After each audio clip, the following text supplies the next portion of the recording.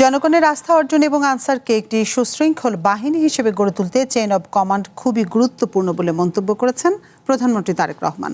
দুপুরে আনসার ও গ্রাম প্রতিরক্ষা বাহিনীর ৪৬তম সমাবেশে প্রধান অতিথির বক্তব্যে তিনি কথা বলেন। মুক্তিযুদ্ধ থেকে ২৪-এর গণ অভ্যুত্থানে আনসার ভিডিপির অবদানের কথা উল্লেখ করে সরকার প্রধান বলেন, সামাজিক পরিবর্তন, কর্মসংস্থান সৃষ্টি সহ দেশ গঠনে তাদের অবদান অনস্বীকার্য। বাংলাদেশ আনসার ও গ্রাম প্রতিরক্ষা বাহিনীর ৪৬তম জাতীয় সমাবেশ উপলক্ষে গাজীপুরের কালিয়াকৈরের আনসার ভিডিপি একাডেমির প্যারেড গ্রাউন্ডে পৌঁছান প্রধানমন্ত্রী তারেক রহমান। বক্তব্যে প্রধানমন্ত্রী তারেক রহমান বলেন, মহান মুক্তিযুদ্ধ এবং ২৪-এর গণ অভ্যুত্থানে আনসার ভিডিপির অবদান অনস্বীকার্য।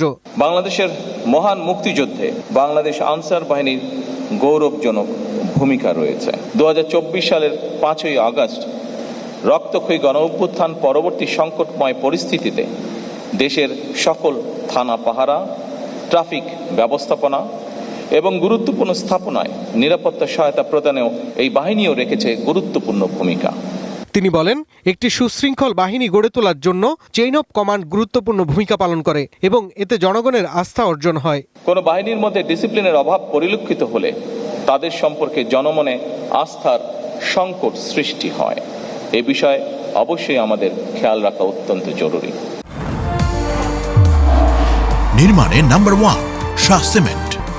সামাজিক পরিবর্তন, ফ্রিল্যান্সিং, ডিজিটাল মার্কেটিং সহ মানব সম্পদ উন্নয়নেও এই বাহিনীর সময়োপযোগী কার্যক্রম প্রশংসনীয় বলে মনে করেন সরকার প্রধান।